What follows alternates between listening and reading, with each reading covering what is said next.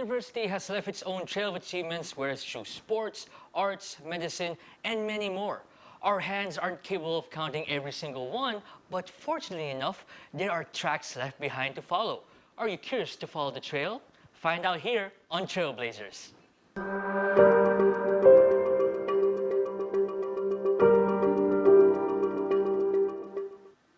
How's it going, Tomasans? I am Marcus Cortez, and you are watching Trailblazers, the show where we talk to some of UST's most thriving alumni.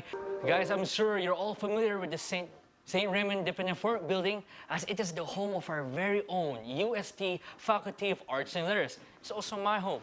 And that faculty is where today's guest has honed his skill and passion for the field of media production, having produced numerous award-winning reality television programs such as MasterChef, Ace's Next Top Model, and Amazing Race, just to name a few. So, how is it going, Tigers? I am here with the accomplished international broadcast producer and very handsome Mr. Christopher Nocon. Welcome to the show. Yeah. How are you feeling today? I'm good. I'm actually so excited to be here. That's good. So for our very first segment, we're gonna have some little fun. So we gathered some pictures that I'm sure will bring you back memories, like going back to the yellow brick road. Shout out to Elton John. Now for each pictures, I would like to tell us the story behind it, like what's the lore, where and when was it taken, who we were with, and of course maybe something that you will not forget in that picture. All right, so show us the first picture, number one. Oh, There. okay. This photo is taken sa last year sa World's Got Talent sa China. Oh. I was doing casting for this particular show. Tas Okay. na-meet ko tong group na to. I forgot what their group's name is, pero meron sa kanilang isang Filipino-American. Tas ayun, nagpa-take kami ng selfie during the show. Oh, during that show. Yep. Wow. All right, so let's go with the second pick. Ooh. This one. Yeah. This one was taken in Phuket in Thailand. We were filming The Amazing Race Asia Season 5. So, ito yung behind the scenes when habang hinihintay pa lang namin yung mga contestants na magpunta dun sa pit stop. Oh, how was it filming there in Thailand? How was it? It's very much like the Philippines. There's Really? also very friendly. Ang difference lang is hindi sila ganun kagaling mag-English as compared to Ah, Filipinos. okay. All right. So it's our twin country. So let's go with the third picture.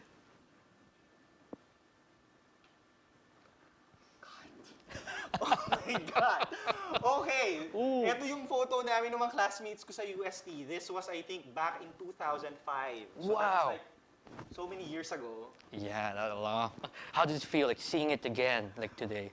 Yun nga parang I'm just so excited to be back here in UST. Tapos parang kailan lang eh. Tapos ngayon, Oo ganito nga. na. Parang I Yeah. can't believe I'm here. Yeah, a lot has changed, no? Grabe yun.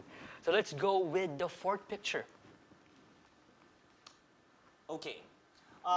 This photo, ayan, sa harap ko yung golden buzzer. Yung photo na yan was also taken in Changsha, Hunan Province in China, Okay. when I was producing for World's Got Talent Season 1. Season 1. Wow, it's a long time, no? Season 1. All right, let's go with the fifth and last picture. Ayan. That's my very first television project. I did Eat Bulaga. So yung photo na yun was with bossing Vic Soto. I was writing scripts for Eat Bulaga for more or less 3 years. More or less 3 years. Okay, that was good. That was it for our segment with the little pictures. Hopefully, you get to look back at the good old days, the good old times. So, like we said, you come a long way. How long have you been away from UST? It's been around 14 years. 14 years. So now that you're finally back here, it's like a homecoming, as you said. It is, yes. So how does it feel to be back here? I can't believe na right now nandito ako sa harap kasi 14 years ago, I was there. I was doing camera work, I was directing our TV production classes. So parang, it's really, parang, feeling ko nga it's parang ano na siya, it's a whole story. The whole story. Before I was there, now I'm here. That's good. And so going back to that and back in the time, any fun memories that you have, or maybe like favorite hangout spots around USD that maybe you want to give to these people, these beautiful people? Okay. I'm not sure kung meron pa ditong ganito, pero dati kasi sa tabi ng AB building, meron Tinoco Park. Tinoco Park, okay. I'm not sure kung anong tawag doon sa park na yun, pero doon kasi kami nag-hangout kasi I was a member of the AB Debate Parliament and the Tomasian Debaters Council back then. So, ginagamit namin yung mga trash cans, yun yung ginagamit naming podium kapag gumagawa kami ng mga speeches namin. So yun, I wouldn't forget that because every after class or in between classes, parati kaming nandun debating. Debating is debating. So how was it like being in the debate parliament for you? Like how was the experience? It was really life-changing. Most of the friends that I have until today are from the debaters group in USD. So until now, I've kept in contact with them. I'm still communicating with the debaters of USD. Oh, that's good. So speaking of your passing USD, what are the experiences and skills that honed you, that molded you into the person that you are today? Well, my passion for doing television shows started here in USD. Dito kami tinuruan kung paano gumawa ng TV shows. In fact, dito na hone siguro yung creativity namin. A lot of us from our batch are now working on television. And I think, ayun, malaki yung i-contribute ng USD sa ano na yun, sa pagiging television or media practitioners namin. Yeah, and help you now. Look at you now. Accomplished international broadcast producer with so many shows. That just feels so great. I'm molding you into today. So, from like I mentioned, you did a lot of productions over the years.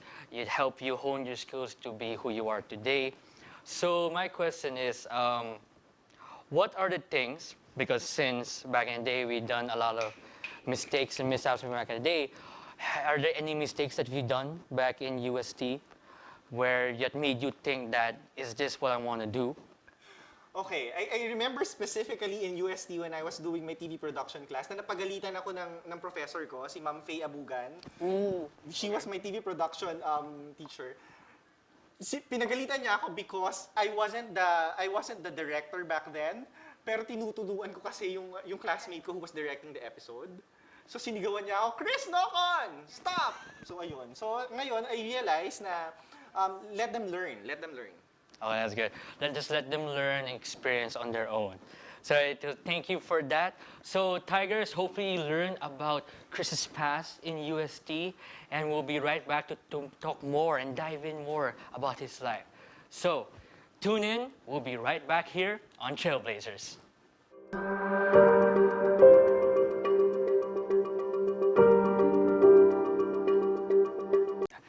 Hello guys and welcome back to Trailblazers. I am Marcus Cortez and I am with Mr. Christopher Nocon. So we talked about earlier about your past experience in USD. It's been like around 14 years. My goodness, like a lot has changed, and even mentioned Ma'am Faye a while ago. So currently you are clearly very successful.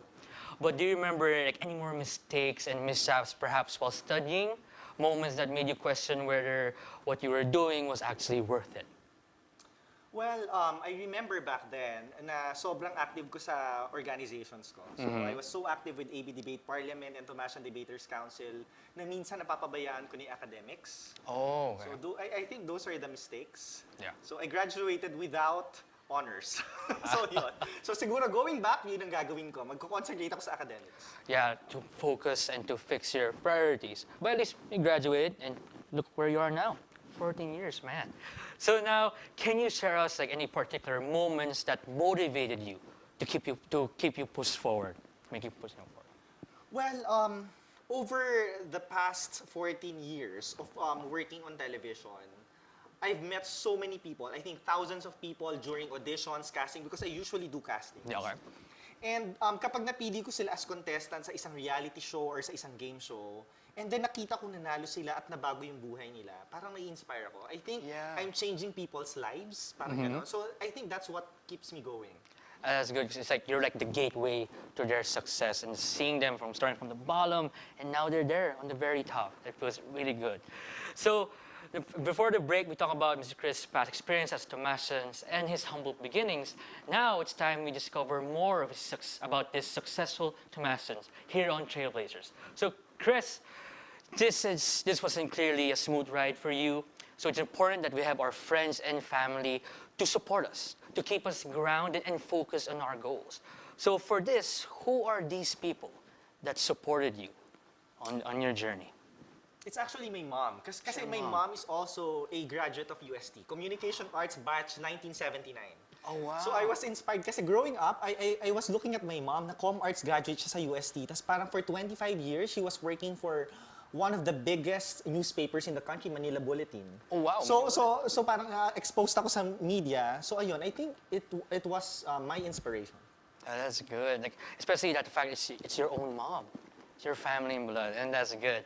So of course, like we mentioned, not all life is perfect. There's going to be those roadblocks ahead in the road. So can you share some of those tough moments of yours that you experienced? Well, dun sa 14 years ko na pagtatrabaho sa television, it's not all parang good experiences, of course. yeah. So, there are moments, especially for us freelance media practitioners, there are a lot of moments na wala kayong projects. Minsan 2 months, minsan 3 months wala kayong project. Minsan, a lot of us go through depression, anxiety, kasi saan ako kuha ng income ko? So, I think those are the challenges that we face. Yeah, and it's normal too because it's part of life. Sometimes we doubt ourselves, sometimes we think like, is this worth it? So we just continue on, but look at you continue to move on, you push through, and here you are now. So you, like you said, like we mentioned, you've already accomplished so much. So how do you seem to be able to do it all? Do you have any tips or tricks that you want to share to these people? Well, I guess if you want to go into television, you must be a fan of television. That's true. Okay? So if you want to be able to enjoy working behind the scenes or working sa media, kailangan ikaw, you yourself, kailangan fan ka nung ginagawa mo. That's true. Okay? That's true. So, and another thing is, you have to know exactly where what your passion is. Alright. Okay? That's true. Kasi for me, ang ginawa ko, parang inisip ko, ano bang genre, kasi ang television malaki, ano bang genre ang pagpo-focusan ko para maging expert ako dun sa genre na yon. And I chose reality TV because I was 12 years old. When I was 12 years old, I was already watching reality TV. So I think that's my tip. What was the first reality TV show? Like, if you could remember.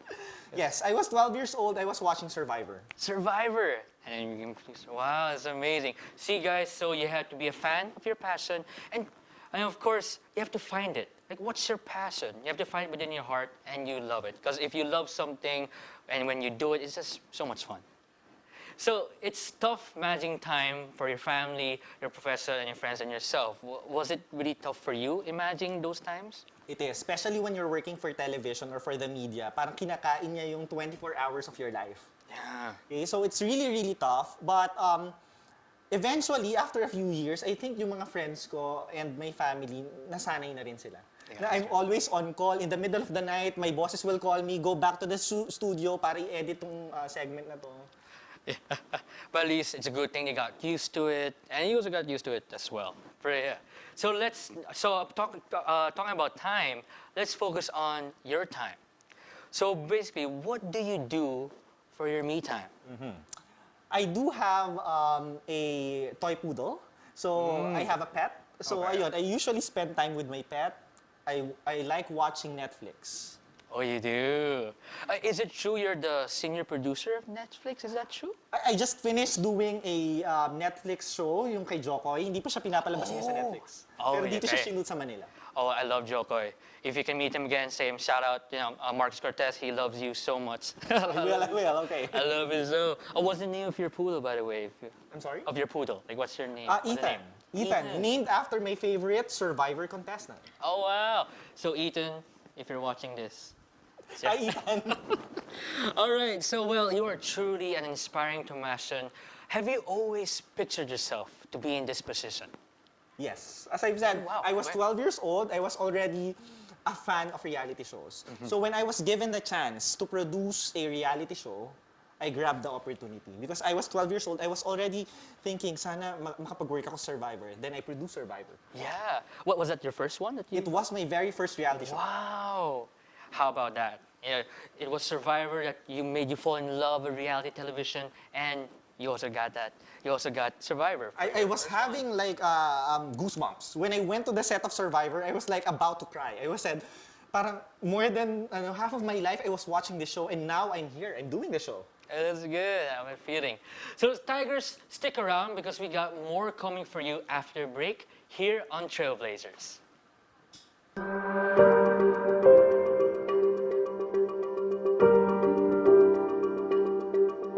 Hello Tigers, you're still with me, Marcus Cortez, and welcome back to Trailblazers. So far, we were able to sit and chat with Mr. Chris on his past experience in the university, his inspiration, and his daily activities. Now it's time we focus on the future, meaning his career prospects and the dreams that he's yet to achieve. So Chris, are there any new and exciting projects going on right now that you can reveal? Yes, right now I'm doing a new show. I'm the head writer of this new talk show which will air in Net25. It's a weekly show. And I'll be also doing a travel show na foreign produced, but I can't reveal it yet. So for this talk show, you can't reveal the name as well? I can, of course I can. It's going live with Shelly Lazaro, Saturdays at 10 a.m. Okay, so take note of that. So what are you most looking forward to as of this moment? Well, I'm looking forward to doing more travel and reality shows. Oh, doing more of that. So this year. This year, do you have any like specific show that you want to help produce or? Well, I want to produce another season of World's Got Talent in China. Siguro pag wala ng alam mo yun, yung pag-open na ulit yung China. We'll see. Hopefully. So, well, we know that you are definitely conquering your field, but are there any other activities that you dream that you like to pursue? Okay. Since I've done shows in the Philippines and done shows in the Asia-Pacific region, my dream is to produce shows in the US. In the US? And my dream show is Survivor US. Of course. And you want to do that. You never know. If you're watching US, get this man. Get this man. So finally, what advice can you say to those striving to become as successful as you in whatever field it may be? Well, my advice is know exactly what you want. Okay, ask yourself, where do I see myself 10 years from now, 20 years from now? Am I enjoying what I'm doing? Because if you're doing something that you're really passionate about, hindi ka mapapagod. Okay, that's good. And I think that ganun yung sa akin. Parang when I'm doing reality shows, which is my passion, parang I'm not even working. Yeah, that's true. And of course, like what you said, if you love what you're doing, it feels really fun. It feels like you're not even, having a hard time with it, having fun. What about in school? Like any tips for school, for those students? Do you have any tips? Okay, for those students, concentrate on your academics. Yes, concentrate on your academics and listen to your teachers because eventually, yung mga tinuturo nila, you will be able to apply it kapag nandun na kayo sa field. That's true. So students, please be attentive. Listen to your teachers and study well. Study hard. So Chris, it has been such a good time talking to you. Thank you so much for taking time to just be with us and tell us about your story. But before we end, would you like to say anything to our Tumasan audience, to these people? Yes. I'm a fan of Tumasan sports. Okay. So let's all support our volleyball team. Malapit na mag-start ang UAAP. Yeah, malapit na. Go Stead. Go Stead.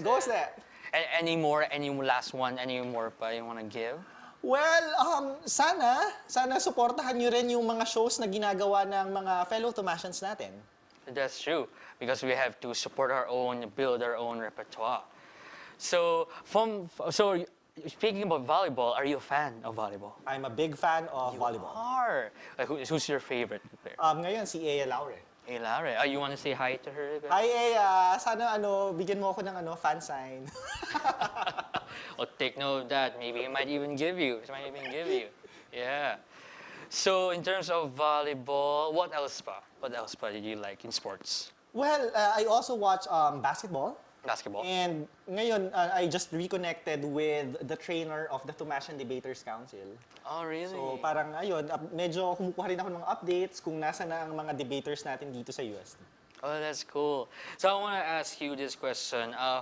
What do you hope the UST will become in the future? Like, what do you hope? Well, it's already great. It is. That's good. So I know that it will stay great. And I just wish na sana mas marami pa akong makita ang mga fellow Tomasian sa media industry. All right, that's good. So thank you once again, Mr. Christopher Nocon. Thank you so much for being in the show. So Tigers, hopefully you enjoyed that and hopefully you also get inspired by this handsome man. And hope you learn more. So, ladies and gentlemen, Tigers are everywhere. My name is Marcus Cortez and this has been Trailblazers.